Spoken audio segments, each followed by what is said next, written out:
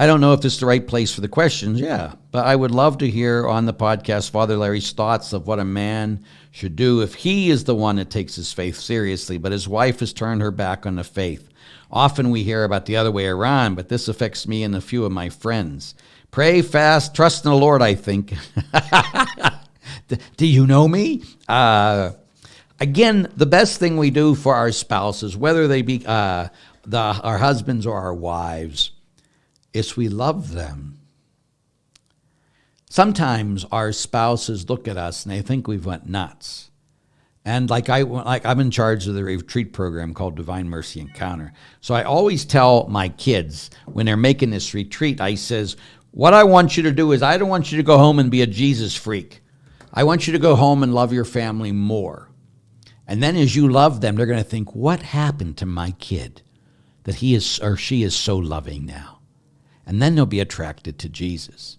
So too, with you, if you're the husband or you're the wife, they should be thinking, why is my husband so much more loving towards me, so much more merciful towards me, so much more kind towards me?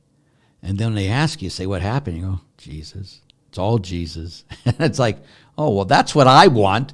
Like I have a friend who's like a semi-atheist, not a true atheist.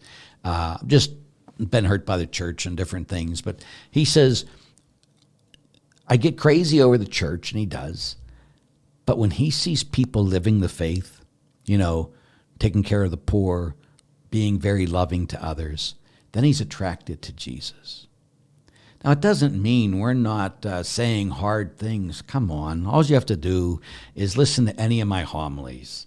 I can say some very hard things. When I was in Dallas last weekend, one guy come up to me and says, Father, I always thought you were nice. You can be harsh. And I go, yeah. Yes, I can. When I'm dealing with all men and I want to make a point, I can be very strong. I said, I hope it's not harsh, but I want it to be strong. I want you to go home and think and remember everything I said. And so a lot of times, like when I'm doing a mission, I will sit there and I tell people almost every night I'm going to get you mad at me at least once, because I'm going to say things to make you mad when I'm doing a mission, because I want you to remember it. When you're in bed tonight and you're praying for my death because I made you mad, now you got to think about what I said, right? As long as I do it in love. Jesus made a lot of people mad, but he did it in love.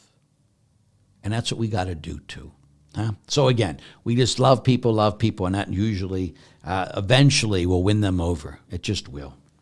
But sometimes we're the most so religious that everybody else is thinking, oh, they're crazy. They shouldn't see that. They should see they're crazy. They're so loving. They're so merciful. They're so good. That's a good crazy, not a crazy where people are just being nuts on everybody else. And I know you're not doing that, I'm sure, but I'm just saying. Okay,